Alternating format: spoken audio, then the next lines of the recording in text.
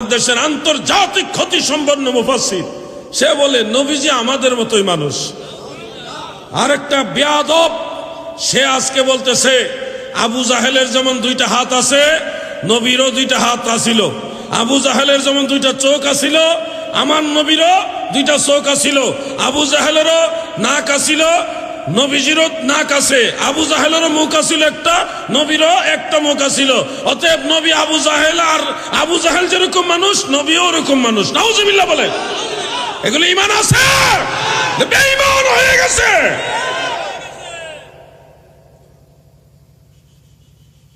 পায়ের রক্ত মাথায় উঠে যায় যখন এই বক্তব্যগুলি সামনে আসে। নাহমাদুহু ওয়া নুসাল্লি আলা রাসূলিহিল কারীম, আম্মা বাদ। এই ব্যক্তিকে আপনারা সকলেই চিনেন। ইনি হচ্ছেন ওই ব্যক্তি যিনি বলেছিল উনদুর হচ্ছে মুজারায়ের সিগা, ওয়াহেদ মুতাকাল্লিমের সিগা। ইনি ওই ব্যক্তি যিনি ওয়াজ মাহফিলে বসে নিজের মন গড়া হাদিস আবিষ্কার করে, নিজের মন গড়া কোরআনের ব্যাখ্যা আবিষ্কার করে জনসাধারণকে বিভ্রান্ত করেন। জনসাধারণের, সাধারণ মুসলমানদের ঈমান আকীদা ধ্বংস করার জন্য, নষ্ট করার জন্য পৃথিবীতে এই ধরনের 2-4টা আলাউদ্দিন জিহাদি যথেষ্ট। এই ব্যক্তি এখানে কি জঘন্য এবং মারাত্মক কথা বলেছে। সে বলেছে যে বাংলাদেশের আন্তর্জাতিক খ্যাতি সম্পন্নকে, সে বলতেছে বাংলাদেশের আন্তর্জাতিক খ্যাতি সম্পন্ন মুফাসসির বলেছে যে নবী আমাদের মতো মানুষ। নাউজুবিল্লাহি মিন যালিক। এটা নাকি বাংলাদেশের কেউ বলেছে, আবার তাকে তিরস্কার করে সে বলতেছে আন্তর্জাতিক খ্যাতি সম্পন্ন। এটা তো মানুষের কথা না, এটা তো পৃথিবীর কোনো মানুষ বলে নাই। এটা স্বয়ং আল্লাহ সুবহানাহু ওয়া তাআলা বলেছেন যে হে নবী আপনি বলুন ইন্নামা আনা বাশারুম মিসলুকুম, নিশ্চয় আমি তোমাদের মতো মানুষ। সূরাতুল কাহফের 110 নং আয়াত, স্পষ্ট আয়াত, স্পষ্ট বক্তব্য। এই বক্তব্যের সাথে এই আলাউদ্দিন জিহাদির মতো ভণ্ডদের আগ পর্যন্ত পৃথিবীর আর কোনো মুহাদ্দিস মুফাসসির এই সকল বিষয়ে, এই বিষয়ে কোনো ভিন্ন কোনো বক্তব্য, ভিন্ন কোনো তাফসির, ভিন্ন কোনো অনুবাদ, ভিন্ন কোনো মতবাদ তারা বাংলাদেশে বা বিশ্বের কোথাও তারা আবিষ্কার করেন নাই, ফেরি করেন নাই, আমদানি করেন নাই। এই মতবাদগুলো যে নবী আমাদের মতো মানুষ নন, এগুলো এই যে আলা হজরত নামের এক ভণ্ড ছিল, এরপরে যে আলাউদ্দিন জিহাদি মার্কা ভণ্ডরা, এরাই মূলত এগুলো বর্তমানে ফেরি করে বেড়াচ্ছে। তো নবী আমাদের মতো মানুষ এটা বাংলাদেশের কেউ বলে নাই। আলাউদ্দিন জিহাদির জানা থাকা দরকার। সে তো না জানে কোরআন, না জানে কোরআনের তাফসির, না জানে হাদিস, না জানে হাদিসের ব্যাখ্যা। সে যদি না জানে, তার জানা থাকা উচিত নবী আমাদের মতো মানুষ এ কথা বাংলাদেশের কেউ বলেন নাই। এ কথা কোরআনুল কারীমে স্বয়ং আল্লাহ রাব্বুল আলামিন একাধিক জায়গায় বলেছেন, এবং শুধু তিনি বলেন নাই, নবীকে বলতে বলেছেন, নবীকে জানিয়ে দিতে বলেছেন, নবীকে ঘোষণা দিয়ে পৃথিবীর মানুষকে স্পষ্টভাবে জানিয়ে দিতে বলেছেন। এবং শুধু আমাদের নবীকে না, ক্বালাত লাহুম রাসূলুহুম ইন্নাহনু ইল্লা বাশারুম মিসলুকুম, সকল নবীদেরকে আল্লাহ তাআলা এই নির্দেশ দিয়েছেন যে তোমরা তোমাদের উম্মতকে স্পষ্ট করে জানিয়ে দাও ইন্নাহনু ইল্লা বাশারুম মিসলুকুম, যে আমরা তোমাদের মতোই মানুষ। এরপরেও যদি আলাউদ্দিন জিহাদিদের আকীদা পরিশুদ্ধ না হয়, এরপরেও যদি এদের মস্তিষ্ক পরিষ্কার না হয়, তাহলে বলার আর কিছু নাই। এদের জন্য আফসোস করা ছাড়া আমাদের আর কিছু বলার নাই।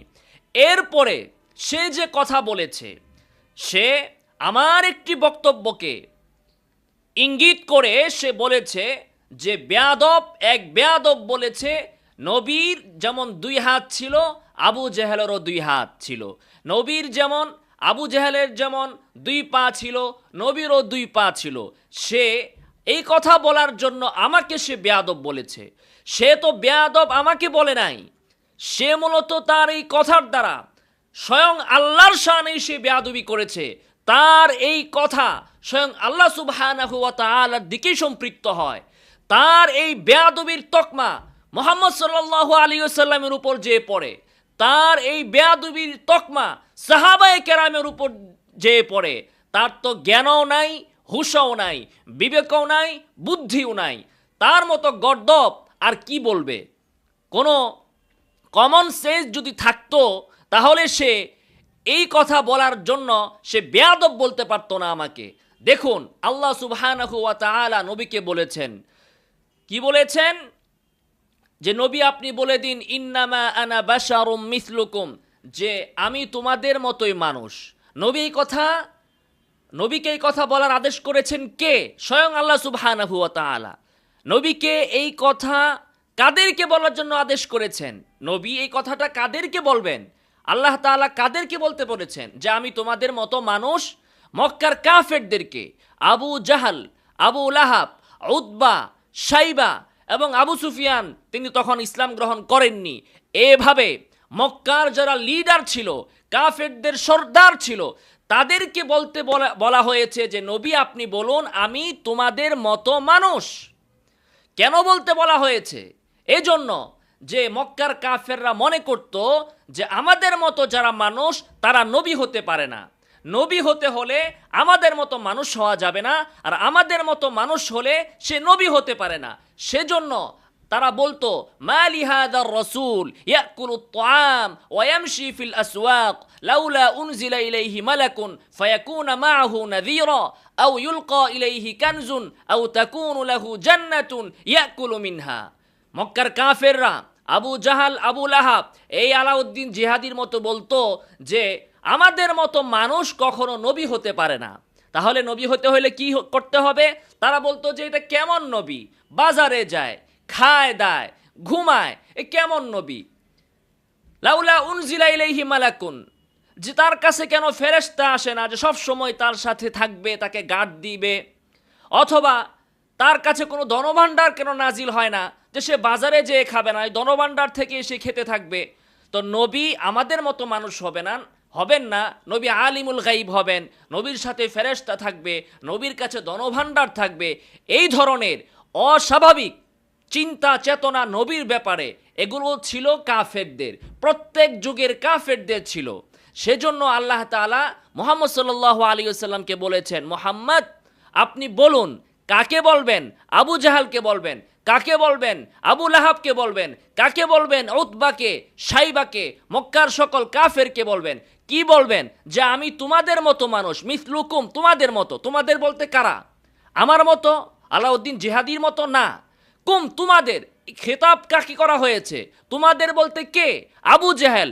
মানে হচ্ছে নবী আপনি বলুন আমি মুহাম্মদ, তুমি আবু জেহেলের মতোই মানুষ। আমি মুহাম্মদ, তুমি উতবার মতোই মানুষ। আমি মুহাম্মদ, তুমি শাইবার মতোই মানুষ। আমি মুহাম্মদ, তুমি আবু সুফিয়ানের মতোই মানুষ। তো এখন মুহাম্মদ সাল্লাল্লাহু আলাইহি ওয়াসাল্লাম আবু জাহেলের মতো কোন দিক দিয়ে? মুহাম্মদ সাল্লাল্লাহু আলাইহি ওয়াসাল্লামের উপর ওহী আসে, আবু জাহেলের কাছেও কি ওহী আসতো? এই দিক দিয়ে কোশ্চিনকালেও না। মুহাম্মদ সাল্লাল্লাহু আলাইহি ওয়াসাল্লাম ইন্নাকা লা আলা খুলুকিন আযীম, সর্বশ্রেষ্ঠ মানব, সর্বোত্তম চরিত্রের অধিকারী। এই দিক থেকে মুহাম্মদ সাল্লাল্লাহু আলাইহি ওয়াসাল্লাম আবু জাহেলের মতো কোশ্চিনকালেও না। মুহাম্মদ সাল্লাল্লাহু আলাইহি ওয়াসাল্লাম সাইয়্যিদু উলদি আদম, আদম সন্তানের মধ্য থেকে সর্দার, সর্বশ্রেষ্ঠ। এই দিক থেকে আবু জাহেলের মতো না। তাহলে আল্লাহ যে বললেন মুহাম্মদ আপনি বলুন আমি তোমাদের মতো, কোন দিক থেকে তোমাদের মতো?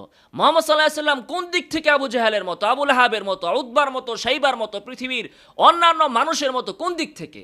এই দিক থেকে মুহাম্মদ সাল্লাল্লাহু আলাইহি ওয়াসাল্লামের হাত দুইটা, আবু জাহেলেরও হাত দুইটা। মুহাম্মদ সাল্লাল্লাহু আলাইহি ওয়াসাল্লামেরও পা দুইটা, আবু জাহেলেরও পা দুইটা। আবু জাহেলেরও চোখ দুইটা, মুহাম্মদ সাল্লাল্লাহু আলাইহি ওয়াসাল্লামেরও চোখ দুইটা। আবু জাহেলেরও কান দুইটা, মুহাম্মদ সাল্লাল্লাহু আলাইহি ওয়াসাল্লামেরও কান দুইটা। অর্থাৎ মানবিক গঠন, মানব সৃষ্টির উপাদান যেমনিভাবে অন্যান্য মানুষ সৃষ্টি হয়েছে, জন্মগ্রহণ করেছে, এদিক থেকে মুহাম্মদ সাল্লাল্লাহু আলাইহি ওয়াসাল্লাম যেমন, আবু জাহালও তেমন। তো এই কথা বলার কারণে এই জ্ঞান পাপী মূর্খ, গণ্ড মূর্খ, এই কিভাবে আমাকে বেয়াদব বলল? সে কি আমাকে বেয়াদব বলল না আল্লাহকে বেয়াদব বলল? সে কি আমাকে বেয়াদব বলল না মুহাম্মদ সাল্লাল্লাহু আলাইহি ওয়াসাল্লামকে বেয়াদব বলল? আল্লাহ বলেছেন, হে নবী আপনি বলে দিন যে আমি মোহাম্মদ, তোমরা আবু জেহেল উতবা সাইবা যেমন তেমনই। তো কোন দিক থেকে তেমন? আজকে এ আলাউদ্দিন জিহাদি বলুক, নবীকে যে বলা হয়েছে নবী আপনি তাদের মতো, হে নবী আপনি বলে দিন আমি তোমাদের মতো। এই তোমাদের মানে কারা?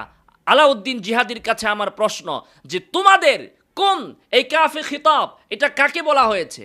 আলাউদ্দিন জিহাদির যদি সাহস থাকে, যদি বিন্দুমাত্র এলেম থাকে, যদি কোরআনের তাফসির সম্পর্কে তার সামান্যতম কোনো ধারণা থাকে, তাহলে পরবর্তী মাহফিলে এসে সে যেন বলে, এর জবাব দেয় যে মিসলুকুম মানে কে?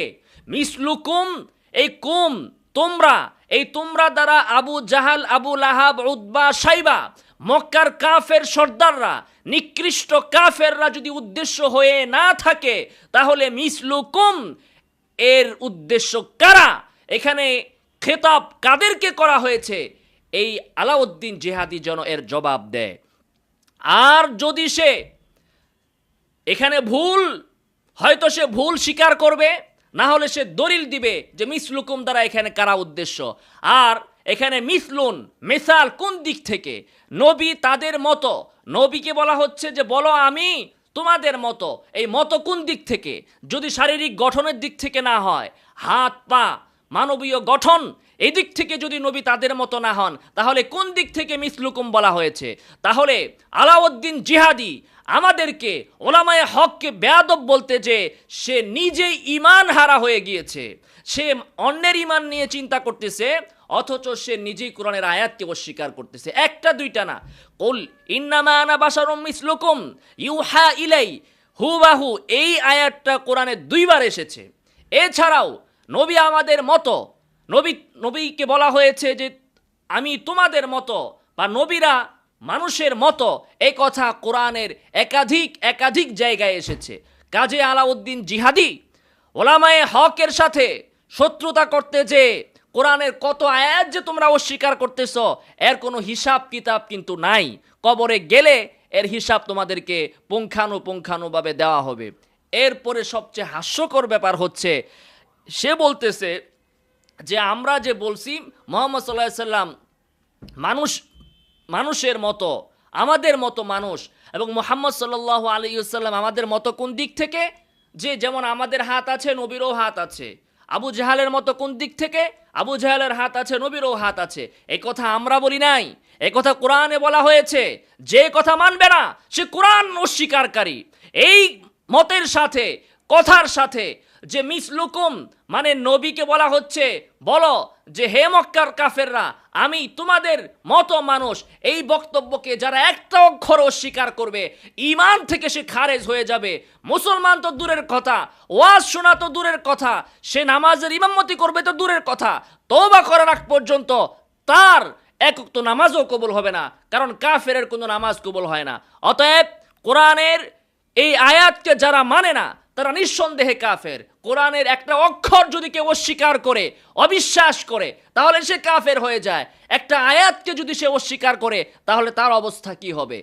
এখন হাস্যকর ব্যাপার হচ্ছে, আল্লাহর দেওয়া কোরআনের বক্তব্য যেটা নবী আবার নিজের মুখে দিয়েছেন, এবং নবী তিনি তার হাদিসে অনেক জায়গায় বলেছেন আমি মানুষ, দেখো আমি মানুষ, আমার তোমরা যেমন বিচার করতে যে মানুষের বক্তব্য শুনে বিচার করো, ফয়সালা দাও, কিন্তু বাস্তবিক অবস্থা তোমরা জানো না। আমি অনেক সময় বা আমিও এইভাবে ফয়সালা করি, আমার সামনে যখন যুক্তিতর্ক উপস্থাপন করা হয়, আমি যার যুক্তিকে শক্তিশালী মনে করি তার পক্ষে রায় দেয়, কিন্তু বাস্তবে হতে পারে যে এখানে বিজয়ী হওয়ার দরকার ছিল আরেকজনের, এখানে হক আরেকজনের, কিন্তু একজনের হক আরেকজনের দিকে চলে যাচ্ছে। নবী বলতেছেন যে আমি মানুষ, আমার দ্বারা এটা হতে পারে। নবী বলতেছেন আমি মানুষ, এই জন্য নামাজের মধ্যেও আমার মাঝে মাঝে ভুল হয়, ভুল হলে তোমরা লোকমা দিবে। নবী বলতেছেন যে আমি মানুষ, আর আলাউদ্দিন জিহাদিরা বলে যে নবী মানুষ না, নবী হ্যান না, নবী তেন না। যাই হোক, আল্লাহর এই কথা এবং রাসূলের এই কথা আমরা বলার দ্বারা আমরা হয়ে গেলাম বেয়াদব। আর আলাউদ্দিন জিহাদি বলল যে এই কথা শুনলে নাকি তার পায়ের রক্ত মাথায় উঠে যায়। তার মানে কোরআনের আয়াত শুনলে তার পায়ের রক্ত মাথায় উঠে যায়। এটা কি আমার কথা? এটা কি বাংলাদেশের কোনো আলেমের কথা? এটা তো স্বয়ং আল্লাহর কথা, এটা তো স্বয়ং নবীর কথা। এই কথা শোনার পর পায়ের রক্ত মাথায় উঠছিল আবু জাহেলের। এই কথা শোনার পর পায়ের রক্ত মাথায় উঠেছিল উতবার, সাইবার, আবু লাহাবের, মক্কার কাফেরদের। কি হইল আলাউদ্দিন জিহাদির? কোরআনের সেম ওই কথাটা, ওই আয়াতটা বলার পর এখন নাকি তার পায়ের রক্ত মাথায় উঠে যায়। অথচ যখন এই বাউল আবুল সরকার সে প্রকাশ্যে বলল যে আল্লাহর মুখ যে কথা, আল্লাহ কি কথা মুখ দিয়া কয় না কি দিয়া কয়, অশ্লীল ভাষায় সে যখন বলল, আল্লাহর শানে বেয়াদবি করলো, তখন তার কিন্তু পায়ের রক্ত মাথায় উঠে নাই, তখন তার মাথার রক্ত পায়ে নামছে। আর মাহফিলে এসে সে বলে যে গ্রেফতার কেন করলো, হ্যান কেন করলো, তাদেরকে কেন প্রতিরোধ করা হলো, তওবা করার সুযোগ দিতে হবে, বুঝাইতে হবে, দাওয়াত দিতে হবে। ও বাউলরা এই ধরনের বেয়াদবিমূলক কথা বললে তাদের প্রতি তোমার দরদ, আর আমরা কোরআনের কথা বললে তোমার কোনো দরদ থাকে না, তখন তোমার পায়ের রক্ত মাথায় উঠে আর তুমি বলো বেয়াদব। এই ধরনের মুখোশ ঠিক সময়েই এই ব্যক্তির মুখোশটা প্রকাশিত হয়েছে, যখন এই যে সপ্তাহের ভিতরেই আবুল সরকার এবং অন্যান্য বাউলরা যখন জঘন্যতম কথাগুলো বলতেছে আল্লাহর শানে, আদম আলাইহিস সালামের শানে, ইব্রাহিম আলাইহিস সালামের শানে এবং ইসলামের নামাজ নিয়ে ইত্যাদি বিষয় নিয়ে, তখন মাহফিলে এই যে বন্ড এক বাউল আলাউদ্দিন জিহাদি বাউল সম্রাট, আর আরেকটা বাউল সম্রাট আছে ওই গিয়াসউদ্দিন তাহিরি, এরা মাহফিলে যে বলতেছে যে এদেরকে তওবা করার সুযোগ দিতে হবে, ক্ষমা চাওয়ার সুযোগ দিতে হবে, এদেরকে এটা করা যাবে না, সেইটা করা যাবে না, মানে এদের প্রতি নগ্ন দালালি যাকে বলে সেই অবস্থানে এরা অবতীর্ণ হয়েছে। আর আমরা কোরআনের আয়াত বলার পরে এদের গলার জোর যা আছে মাইক ফাটায় ফেলতেছে। এবার আপনারা চিনে নিন আসল দালাল কারা। এ আলাউদ্দিন জিহাদি এ বলতেছে যে ইমান আঙ্গর নাই, ওর কতটা ইমান আছে দেখেন। ইসরায়েলে যে সেই ইসরায়েলিদের ইহুদিদেরকে সার্টিফিকেট দিচ্ছে যে ইহুদিরা খুব ভালো, কোনো অত্যাচার অবিচার হামাসের উপর হচ্ছে না, ফিলিস্তিনে কোনো অত্যাচার অবিচার হচ্ছে না। এরা মূলত ইহুদি, নাসারা, আমেরিকা, ইসরায়েল এদের দালাল।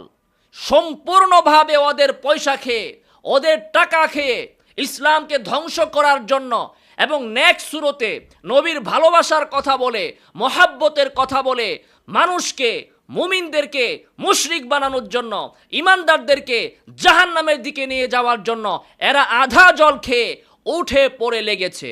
অতএব বাংলাদেশের প্রতিটি ইমানদার মুসলমানের উচিত এই আলাউদ্দিন জিহাদি, এই গিয়াসউদ্দিন তাহিরি, ওই কোন জায়গার নকশবন্দি, আর কোন জায়গার আছে জাহাঙ্গীর হুজুর, আরও যারা আছে, এদের ওয়াজ মাহফিলে যাওয়া তো দূরের কথা, বরং নিজের ইমান আমল হেফাজত করার জন্য এদের ওয়াজ মাহফিল কোথাও হলে সেদিকে 3 বার থুতু নিক্ষেপ করে নিজের ইমান আমল নিয়ে দ্রুত গতিতে দৌড়ে পালাতে হবে। না হলে ইমানও হারাবেন, আমলও হারাবেন, নবীও হারাবেন, রাসূলও হারাবেন, দিনও বরবাদ হবে, দুনিয়াও বরবাদ হবে। এদের খপ্পরে পড়বেন না। এরা মূলত টাকার জন্য, পয়সার জন্য, অর্থের জন্য, দুনিয়া কামানোর জন্য ইসলামকে জবাই করে দিয়েছে, ইসলামকে এরা বিক্রি করে দিয়েছে, নিজের ইমানকে এরা বিক্রি করে দিয়েছে। এদের কাছে দাঁড়ে যাও কোনো মুসলমানের জন্য উচিত নয়। আল্লাহ তাআলা এই ধরনের দাজ্জালের চেলাদেরকে, দাজ্জাল আসবে কিন্তু তার আগে ভূমিকা ফিল্ড তৈরি করবে এই ধরনের ছোট ছোট দাজ্জালেরা। এই ধরনের দাজ্জালদের হাত থেকে, খপ্পর থেকে, অনিষ্টতা থেকে, এদের মূর্খতা থেকে আল্লাহ তাআলা এই মুসলমানদের, বিশেষত বাংলাদেশের মুমিনদের ঈমান আমলকে হেফাজত করুন গায়বীভাবে, কুদরতিভাবে। আল্লাহ তাআলা আমাদের সহায় হন। আমিন ওয়া আখিরু দাওয়ানা আলহামদুলিল্লাহি রাব্বিল আলামিন।